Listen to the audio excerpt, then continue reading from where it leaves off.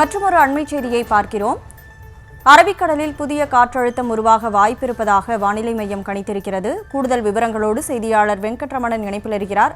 வெங்கட்ரமணன், முழு விவரம் என்ன? வணக்கம். மத்திய அரபிக்கடல் பகுதியில் நாளை மறுநாள் போல ஒரு குறைந்த காற்றழுத்த தாழ்வு பகுதி உருவாகுவதற்கு வாய்ப்பு இருப்பதாக இந்திய வானிலை ஆய்வு மையம் தெரிவித்திருக்கிறது.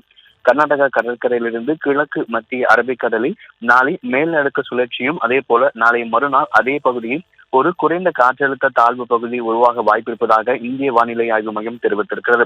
தொடர்ந்து அது வடக்கு நோக்கி நகர்ந்து மேலும் தீவிரமடைவதற்கான வாய்ப்புகள் இருப்பதாகவும் குறிப்பிடப்பட்டிருக்கிறது. தற்போது சூழலை பொறுத்த வரைக்கும் ஒரு குறைந்த காற்றழுத்த தாழ்வு பகுதி உருவாகி அது மேலும் தீவிரமடையும் என்கின்ற ஒரு தகவலை தான் இந்திய வானிலை ஆய்வு மையம் தெரிவித்திருக்கிறார்கள். தொடர்ந்து அது புயலாக வலுப்பெறுமா அல்லது காற்றழுத்த தாழ்வு மண்டலமாக வலுப்பெறுமா என்பது குறித்தான தகவல்களை தற்போது இந்திய வானிலை ஆய்வு மையம் தெரிவிக்கவில்லை.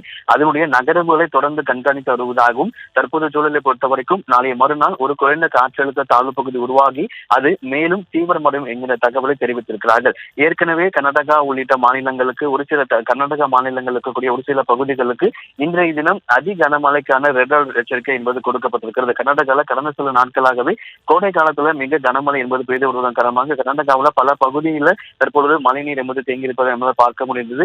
இந்த நிலையில கர்நாடகா கடற்கரையிலிருந்து மத்திய அரபிக்கடல் பகுதியில் நாளை மறுநாள் ஒரு குறைந்த காற்றழுத்த தாழ்வு பகுதி உருவாகும் எனவும் அது மேலும் வடக்கு நோக்கி நகர்ந்து மேலும் தீவிரமடையும் என்கிற தகவலை இந்திய வானிலை ஆய்வு மையம் தெரிவித்திருக்கிறார்கள். தற்போது சூழலை பொறுத்த வரைக்கும் இது புயலாக மாறுமா என்பது குறித்தான தகவலை தெரிவிக்காத நிலையில் நாளை மறுநாள் குறைந்த காற்றழுத்த தாழ்வு பகுதி உருவாகி அது மேலும் தீவிரமடையும் என்கிற தகவலை இந்திய வானிலை ஆய்வு மையம் தெரிவித்திருக்கிறார்கள்.